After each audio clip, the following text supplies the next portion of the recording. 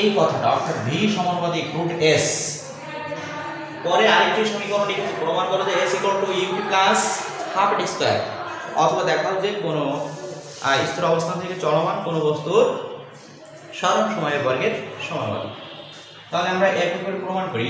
প্রথমে আসি, তবে দেখো এখানে যে কথাটা আমি লিখেছি, মনে করি কোনো বস্তু ইউ আদি বেগ নিয়ে এর সুষম ত্বরণে চলে ভি শেষ বেগ প্রাপ্ত হলো, এই সময় বস্তু সরণ হলো এস। এই কথাটি আমরা দুইটা সমীকরণে যখন প্রতিপাদন করব তখন এই কথাটা দিতে হবে। তাহলে আসি, লিখব আমরা জানি s equal to v bar t. V বারটাকে বোঝায় গড় বেগ, তাহলে গড় বেগ V bar equal to you plus V by two. দেখো গড় বেগ কেন এটা হলো, গড় বেগ সম্পর্কে একটু বলি। আসলে আমরা যে বেগ নিয়ে আলোচনা করি, আদি বেগ আর শেষ বেগ, বেগ হলো দুইটি। এই দুইটা বেগের যদি গড় করা হয় তাহলে দুই দিয়ে ভাগ করতে হবে। তাহলে আমরা লিখতে পারি গড় বেগ V bar equal to you plus V by two. এইটা আমরা এখানে বসাই দিই, S equal to you plus V by two. ঠিক আছে, এইটা একটা সমীকরণ রাখি। এখন দেখো এই সমীকরণটি যখন আমরা প্রতিপাদন করব তখন এর মধ্যে কিন্তু টি নাই, তাহলে এই টিটা এখান থেকে আউট করতে হবে। আমরা আবার জানি ত্বরণ a equal to v minus u by t। দেখো যখন t এর মানটা আমার দরকার তখন এই টিটা আমি এখানে নিয়ে আসতে পারি, এটা এখানে নিয়ে আসতে পারি, অর্থাৎ আড়াআড়ি চেঞ্জ করলাম।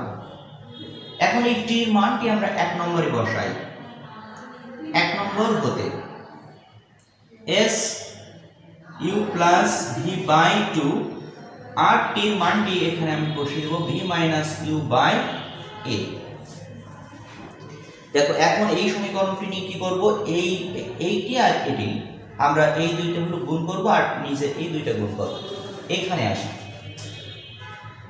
s equal to v plus u আর একটি অংশ আছে v মাইনাস u, নিচেই 2a। আমরা উপরে উপরে গুণ করেছি, নিচে নিচে গুণ করেছি। তাহলে s ইকুয়াল টু, এইটা দেখো একটু লক্ষ্য করো, এটা কিন্তু a square minus b square সূত্র পড়ছে, a plus b into a minus b। তাহলে a square minus b square সূত্র পড়ছে b square minus u square, নিচে 2a। এটাকে যদি আমরা r গুণ করি, r গুণ করলে b square minus u square equal to 2as। u স্কয়ারটাকে যদি ওই পাশে পাঠিয়ে দিই তাহলে b square equal to u square plus 2as। তাহলে দেখো এই সমীকরণটা আমরা প্রতিপাদন করে ফেলেছি। তাহলে এই সমীকরণটা প্রতিপাদন হলো, এটি হলো প্রমাণিত। এখন বাকি যে কথাটা এখানে দেওয়া আছে, দেখাও যে স্থির অবস্থান থেকে সুষম ত্বরণে চলমান কোনো বস্তুর শেষ বেগ সরণের বর্গমূলের সমানুপাতিক। তার মানে এই কথাটি আমাদের এখানে প্রমাণ করতে হবে। তো স্থির থেকে চললে আমরা জানি স্থির হতে চললে u 0, আদি বেগ 0। তাহলে আদি বেগ যদি 0 হয় তাহলে এখানে হবে v square equal to 2as। এখন সুষম ত্বরণ মানে এই অংশটি ধ্রুবক, যেহেতু সুষম ত্বরণ বলা হয়েছে তাহলে এখানে ত্বরণটাকে আমরা ধ্রুবক চিন্তা করব, আর ধ্রুবকের সাথে যদি কোনো সংখ্যা থাকে তাহলে সেই সংখ্যাটিও ধ্রুবক চিন্তা করব। তাহলে ধ্রুবক যদি উঠে যায় একটা সমানুপাতিক চিহ্ন হয়, ধ্রুবকটা উঠে গেলে একটা সমানের পরিবর্তে সমানুপাতিক চিহ্ন হবে। আর এখানে যেহেতু স্কয়ার আছে আমরা রুট s লিখতে পারি। তাহলে এইটাই প্রমাণিত দ্বিতীয় কথাটি। এরপরে আসবো আমরা 2 নম্বর সমীকরণটি। দেখো 2 নম্বর যখন আমরা সলিউশন করব তখন কিন্তু এই পর্যন্ত একই থাকবে। আমরা এখান থেকে একটু চেঞ্জ করে দিই, আর এটা এখন আমরা 2 নম্বর প্রমাণ করব। 2 নম্বরটি যখন প্রমাণ করব তখন এই সমীকরণ পর্যন্ত এসে দেখো এই জায়গায় কি নেই, ভি নেই। তাহলে এই ভিটা এখান থেকে আউট করতে হবে। ভি আউট করব, আমরা আবার জানি একটা সূত্র v equal to you plus a t. V এই মানটি আমরা এখানে বসিয়ে দেব। তাহলে 1 নম্বর হতে পাই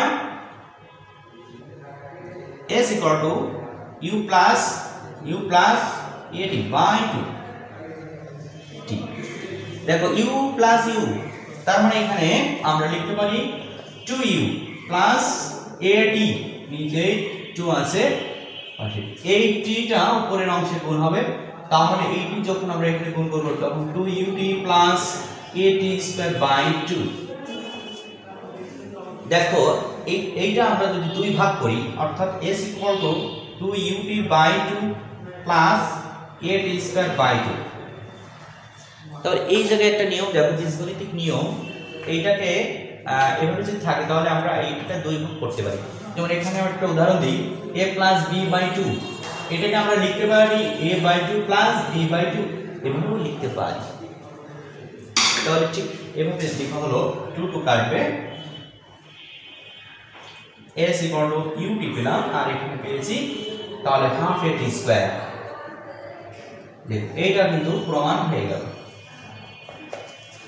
তাহলে এই সমীকরণটি 2 নম্বর এই সমীকরণটি আমরা প্রতিপাদন করেছি। বাকি যে কথাটা দেওয়া আছে, স্থির অবস্থান থেকে সুষম ত্বরণে চলমান কোন বস্তু সরল সময়ের বর্গের সমানুপাতিক হতে হবে। তাহলে স্থির থেকে স্থির হতে চললে u0 এখানে লেখা যাবে তাহলে হাফ এ টি স্কয়ার, যেহেতু এটা 0 u0 তার মানে এই অংশটি 0 হয়ে গেছে, তাহলে আমরা লিখব হাফ এর স্কয়ার। এখন এটা যেহেতু সুষম ত্বরণ বা ধ্রুবক, তাহলে এই অংশটি আমরা ধ্রুবক চিন্তা করব, s সমানুপাতিক t স্কয়ার, এইটা প্রমাণিত।